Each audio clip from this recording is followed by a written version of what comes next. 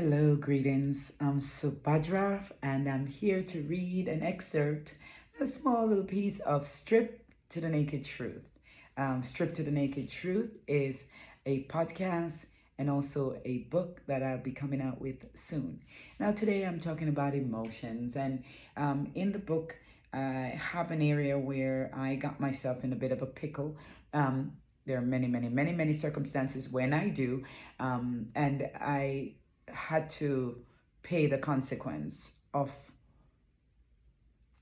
dealing with emotions that was expressed in the most violent way, and then the actual repercussion of what I had to go through.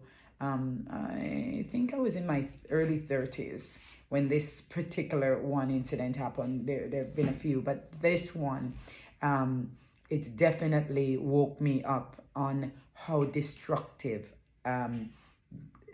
uncontrolled anger can be, and how I had to learn how to be vulnerable and cry instead of rage.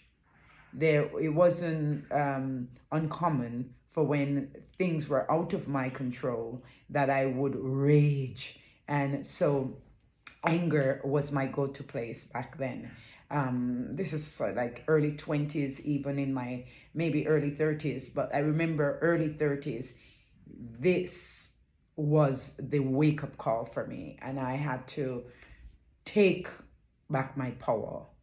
I had to literally decide that no one, no matter who it is or what happened in my life, should get me to fall into a space where I had no self-control.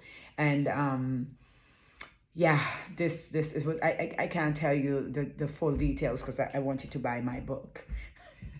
When it do come out, I do want you to have some deep surprises, but needless to say, the emotional body is ours to be in full control of, and how to process the different emotions that come up. And today I'm talking about tears versus anger, and how literally tears can prevent disease, and that you can use crying to heal. So in one of the chapters in my book, when I was talking on emotion, this is when I was disclosing the consequence, this huge consequence I had to pay for losing my shit, losing my emotion, having it fly wild and create a mayhem in my own life and in someone else's life. Though, so you would think that if someone hurt you, people would say, oh, he deserved it. Well, I absolutely would say, in the state of anger, yes, I felt like, he deserved worse than that. But no. Because if anger overtakes you, then you first feel that disease, okay? This is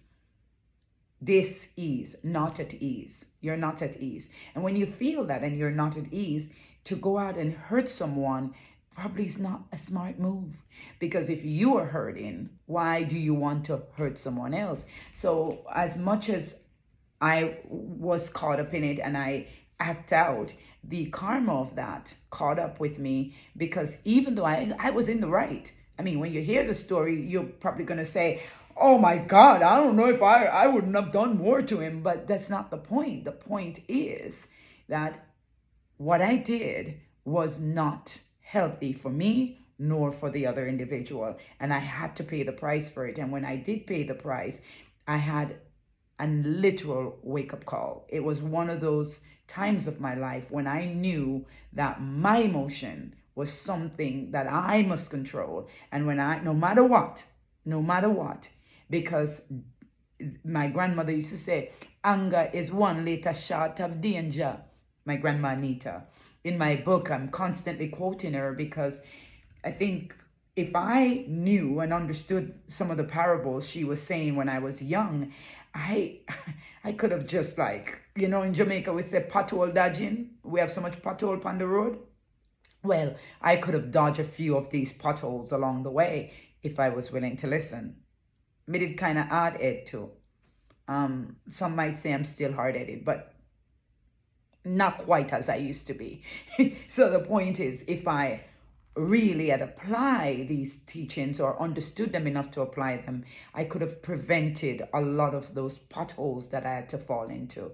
In Jamaica, we call it PhD, pothole dodging.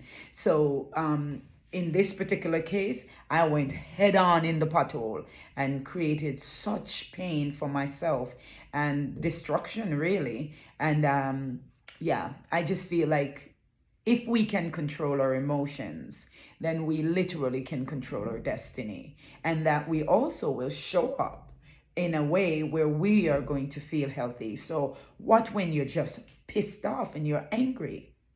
I mean, anger is valid. It's really valid.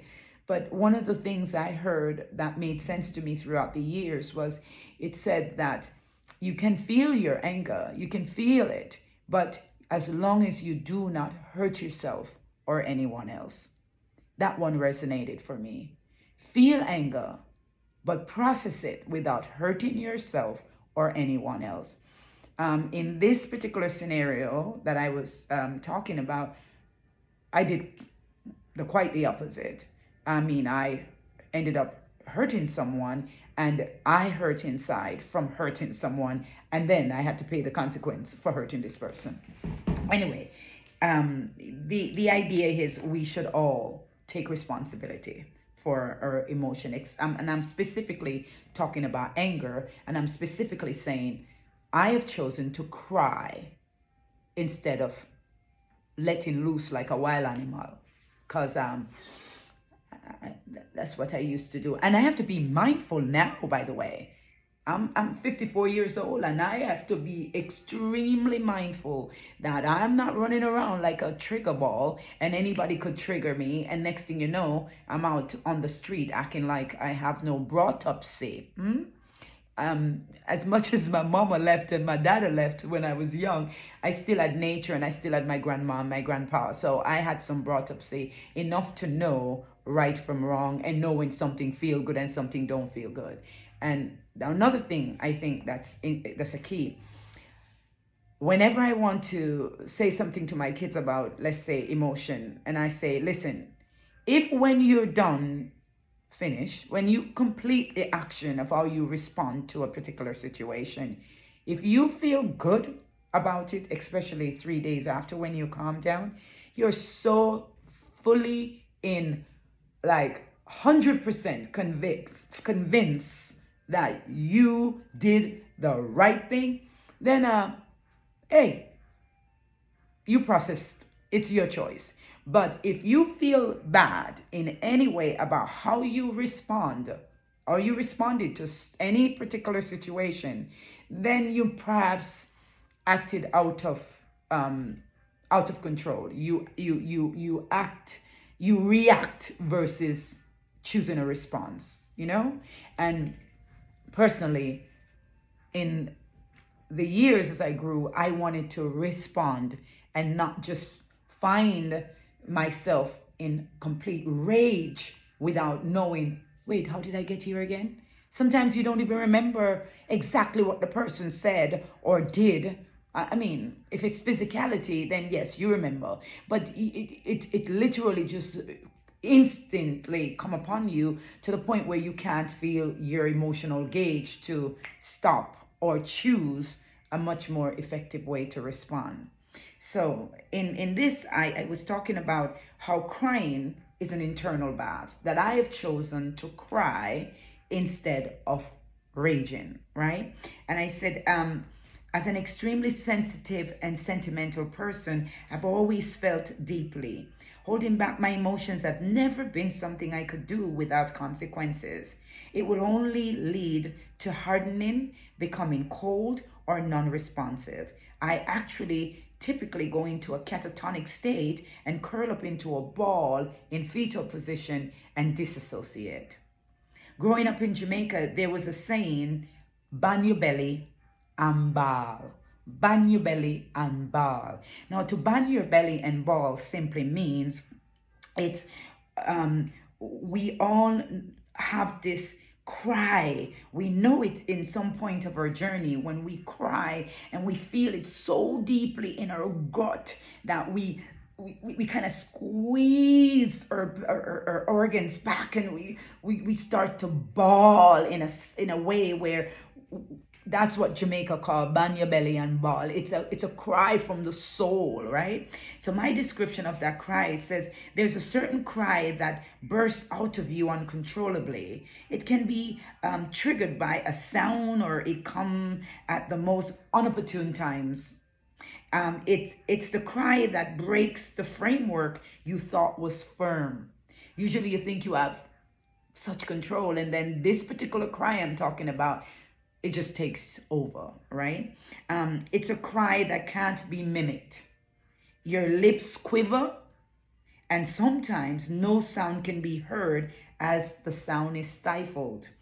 It's soul wrenching, and it sounds different from everyone's, yet recognizable by everyone who hears it.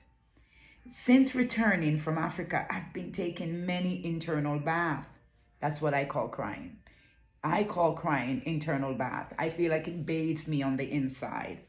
The circumstances that have been showing up in my life have given me the opportunity to bathe myself in tears. They seem to come in rapid successions, just enough time to get through one before another arrives. Another Jamaican saying, it goes like this: he who knows it, he who feels it knows it. I think most people know this one. He who feels it knows it. So in my feelings, I felt like, listen, if instead of becoming destructive over the years, I just decided, listen, as soon as I feel that rage, I started learning about gauges, feeling it from my tummy welling up, and be able to catch it before I was overtaken by it and start acting, my body out of control before my emotion is all over the place. So I decided that what's better is to show my vulnerability, because I was so hard that instead of showing my vulnerability, I would just act out in anger. So in replacing that anger with vulnerability and tears, I found it really worked for me. What I didn't have was the scientific studies of why I did it, but I intuitively knew that worked because it saved me from exploding, and I knew that the angers that I had inside of me, whether validated or valid from my past experiences, it still wasn't a proper manner of expressing myself. Because again, my philosophy that had resonated with me was feel and process your anger, but without hurting yourself or anyone else, right?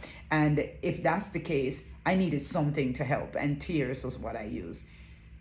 Now, when I Google, let's say, tears and how tears can help prevent diseases, oh my God, do that Google and read the articles.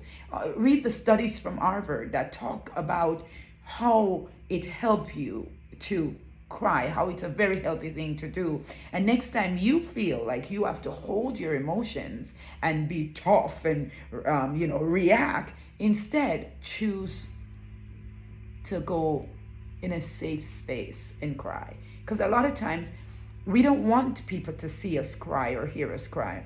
Not I don't give a rat cucumba anymore. Don't ask what that was, but that's one of the expressions, I guess, that's in there. I really don't mind. If I'm in a situation, I will cry at the drop of a pin, because perhaps I already know that not crying is probably the flip end of that, could be anger. Especially if it's something that I feel hurt by, right? We know we also cry when we're in joy, but I'm not talking about that particular cry. That's a healthy cry in a way where it's not hurting someone. But if you know that you can't control anger, one of the antidote is to just let the tears flow. Take that internal bath. Take that internal bath. You deserve it. And you'll feel lighter. You'll feel much more forgiving to the situation. You literally come out of the cry feeling better. You do. You feel better. You feel like as if you went through some clarity about the situation. It's like you have a new perspective. However, even if you're still upset, it would have prevented you from just acting out. So that is one of my recommendations, is to cry more. Cry more. Give yourself permission to let the tears flow. We deserve to feel our emotions to the fullest. There was one more philosophy I learned along the way, and it says, pain multiplied by resistance equals suffering. Pain multiplied by resistance equals suffering. That one resonated with me. And I wanted to know, so if pain multiplied by resistance equals suffering, then how do we solve this equation here? And then I realized you got to feel your pain, and you got to feel this sensation to its fullest. When things are painful, go there and feel it. And when we feel the sensation of pain, there comes tears again. Crying is a beautiful way to express that. I used to hide and cry when things were tough when I was raising my kids. I was a single mom for years, and 4 children, and not knowing where your first dollar was going to come from. I've been an entrepreneur since I was 21. And as you know, once you're an entrepreneur, hello, you better learn how to be without and how to be faithful that what's yours is coming, right? You just keep planting seeds. So when things would get tough, I didn't want my children to see me cry. So I would try to, stifle my cry, or almost like program them for nighttime when I would maybe get some time alone. And then by then, sometimes it's not even okay you can't cry because you're in a whole different phase. I'm thinking about how to get them, to school the next day or everything else. And so that moment to have released my emotion, I just went by. So there it would be, this emotion that's supposed to be in motion. I mean, the word emotion simply means that energy in motion. We're not to hold that energy and constrict it. We ought to take this energy and allow it to flow through us. And then once we should gauge it. Of course, we don't want to be explosive, and we don't also want to be aggressive. We really don't want to be the person that just lashes out. And we definitely want to have some sense of self-control where not everybody should be able to play your guitar. And your emotions, to me, another analogy I use is my emotions are like guitar strings. And my guitar strings aren't to be just strummed by everybody who come along. Everything you say affect me. No. Matter of fact, I'm at this point where I feel like I should be very bulletproof from the external world coming in and creating, madness in my life. But, the wonderful thing called family, they have a special button. They do. And when they push it, all you thought you had in control usually can go and blow up in your face. Now, even that I've been working on in a way where I give myself a perimeter that my children, they're part of they're like a hand, they're a unit of me, they're my cells. So if I feel like I can't, let's say, control those emotions, then maybe I can express myself a little more vigorously. But nobody else should have that access. And I do mean nobody. And then your lover. Oh, dear God. They too have this, button that they can push. And all of a sudden you're like, And I don't know why we are so easily triggered by the people that's closest to us. But this is what I've noticed, that they have a secret button that they can push, and all of a sudden you lose a sense of control. Well, to me, that's where I'm at now. I don't want to ever lose control. I know it sounds like, what, you want to be perfect? Yes. I want to have such self-control that no matter what the circumstances is that's happening outside of me, that I have full control of this unit. And sometimes that's just walking away. I will just shut down a conversation, walk away, or I can sit in the room and I'll just take my senses away, close my eyes, or I look away from the person and I listen and I say nothing and shut down. Now, it's similar to that catatonic state I talk about, but there's the conscious shutdown, which is a little different from when the emotion is overtaking you and now you're in a place where it's like, oh my God, you have to let it run through you before that state can be released. That's more the catatonic state versus shutting off your senses to the point where you're no longer all enthralled into that person or that thing that's affecting you from the outside. You pull your senses in and you have that time to shut down so it cannot affect you adversely. That's some of the techniques I've been using, because we are responsible for our own emotions.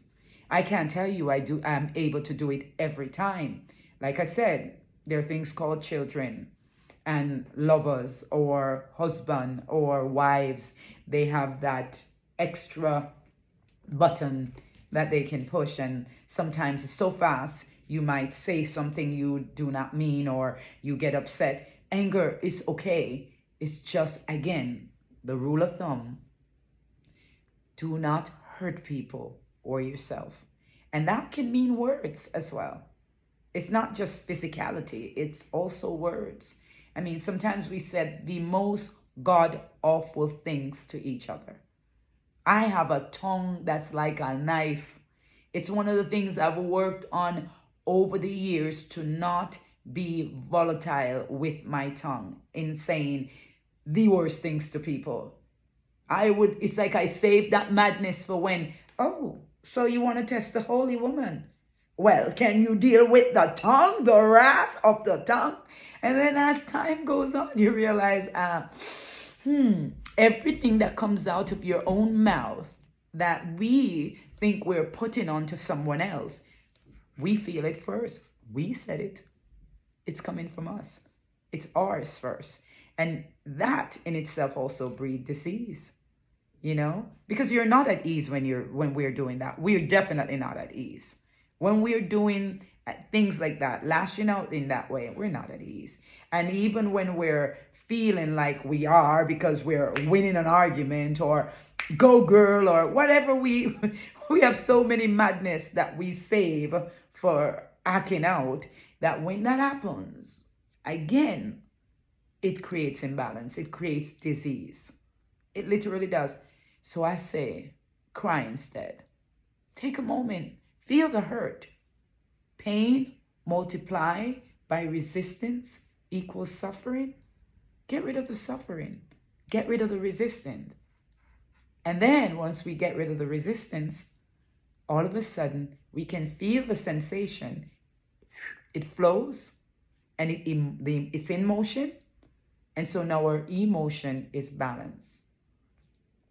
That is what I have today. So I pray for all of us that we will strip ourselves down to our naked truth, which once we get there, I really think we're all just full of love. That's really what's there. Once we start taking off all these external layers of behavioral patterns we've put upon ourselves by literally just our experiences we have had through the years, we will find that at the nakedness of our true divine state. We are just pure love. And that's it for me today. So cry away your dis-ease and be at ease. Namaste.